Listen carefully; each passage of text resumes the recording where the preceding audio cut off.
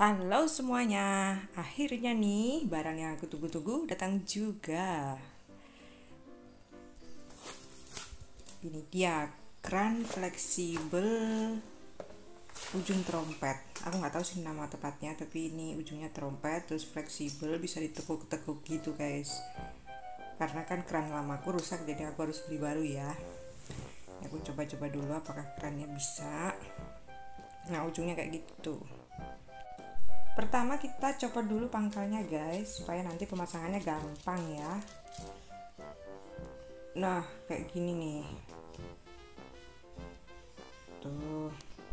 Terus setelah itu kita copot dulu pangkal yang dari keran lama. Jangan lupa saluran keran pusat harus dimatikan dulu ya guys ya, supaya airnya nanti nggak menyemprot kemana-mana. Oke, yang paling pangkal ini juga kita copot.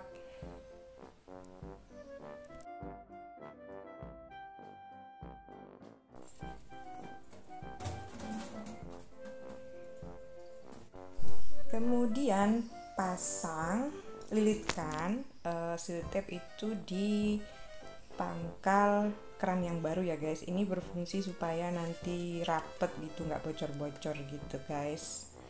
Enak dipasangnya kayak begitu, seperti ini. Ya nggak usah tebel-tebel sih, secukupnya aja. Here we go, akhirnya kita pasang juga. Pasang sampai benar-benar erat ya guys. Tapi jangan lupa itu yang di bolongannya itu kalau bisa tegak lurus ke atas ya, jangan sampai miring-miring.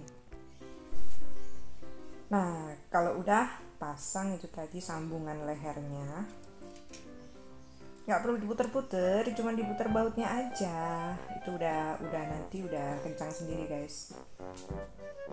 Oke guys, mari kita coba. Wow, bisa akhirnya.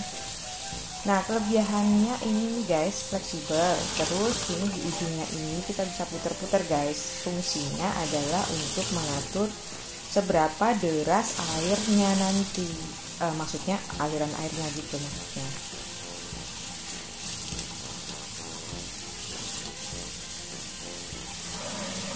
Selain itu juga guys, ini lehernya ini bisa diputar-putar 360 derajat guys, jadi kamu bisa arahkan kemana alirannya kamu atur gitu, jadi lebih memudahkan.